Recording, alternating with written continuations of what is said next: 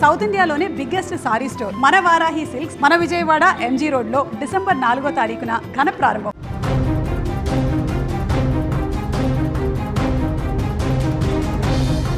కొద్ది రోజులుగా తెలుగు రాష్ట్రాలలో రోడ్డు ప్రమాదాల సంఖ్య పెరిగిపోవడం ఆందోళన కలిగిస్తుంది.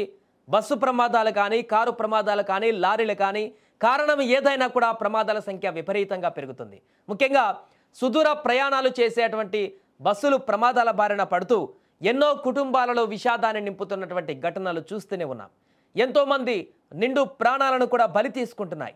దీంతో రోడ్డు మీదకు వెళ్లాలంటేనే భయపడే పరిస్థితి ఇప్పుడు కనిపిస్తుంది. తాజాగా ఆదిలాబాద్ జిల్లాలో మరో ఘోర రోడ్డు ప్రమాదం చోటు చేసుకుంది.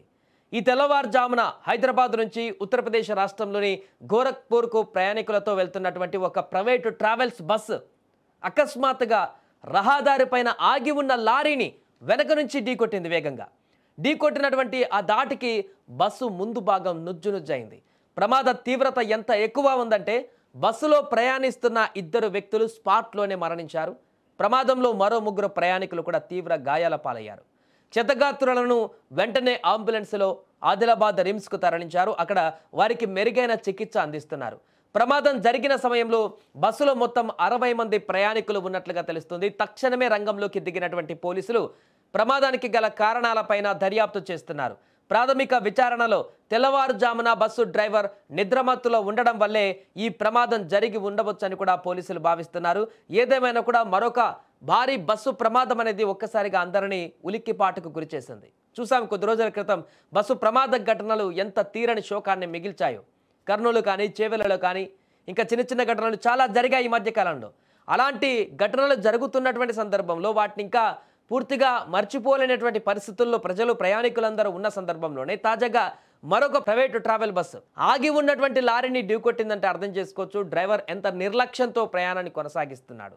నిద్రమత్త లేకుంటే ఇంకేదైనా కారణాలు కానీ వేగంగా వస్తున్నటువంటి బస్సు ఆగి ఉన్న ముందు లారీని కూడా గమనించకుండా వెళ్ళి గుద్దిందంటే డ్రైవర్ పూర్తి నిర్లక్ష్యం అక్కడ మనకు స్పష్టంగా కనిపిస్తుంది. అందుకే స్పాట్లోనే ఇద్దరు చనిపోవడం జరిగింది. ఒకసారి చూడండి ఆ బస్సు విజువల్స్ ఎంత దారుణంగా ఉన్నాయంటే పూర్తిగా ముందు భాగం డ్యామేజ్ అయిపోయింది. ఆ బస్సు అంతా కూడా నుజ్జు అయిపోయిన పరిస్థితి నెలకొంది.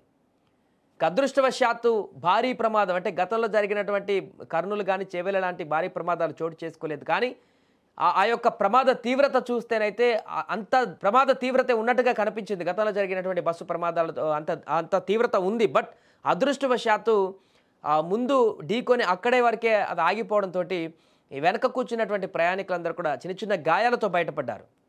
ఇంకా దీంట్లో అగ్ని ప్రమాదం కూడా ఏం సంభవించలేదు కాబట్టి ఎవరికి ఎలాంటి ఇబ్బంది లేకుండా చిన్న చిన్న గాయాలు ముందు కూర్చున్నటువంటి వారిద్దరు మరణించడం అంతవరకే సరిపోయింది. కానీ ఇది గనక మరల అగ్ని ప్రమాదానికి దారి తీసినా లేకుండా లారీలో ఇంకేదైనా లోడు వండి చెవిలలాగా లారీ లోడు కనుక బస్సులోకి పడినా ఇలాంటి దారుణాలు జరిగినా కూడా ఆ యొక్క మరణాల సంఖ్య విపరీతంగా పెరిగేది. ఈ ఘటన వెంటనే ఉదయం జరిగిన వెంటనే అటువైపు వెళ్ళేటువంటి తోటి ప్రయాణికులందరూ ఉలిక్కి పడ్డారు.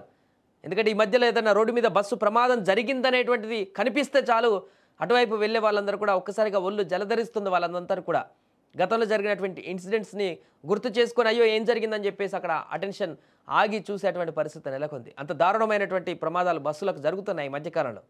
ఈ బస్సు ప్రమాదంలో ఇద్దరు దుర్మరణం చెందడం, మరికొందరు సీరియస్గా ఉన్నట్టుగా కూడా తెలుస్తుంది. వాళ్ళందరికీ కూడా రిమ్స్లో చికిత్స అందిస్తున్నారు. దీనిపైన దర్యాప్తు చేస్తున్నటువంటి పోలీసులు మరి అన్ని కోణాలను కూడా ఎంక్వైరీ చేస్తున్నారు.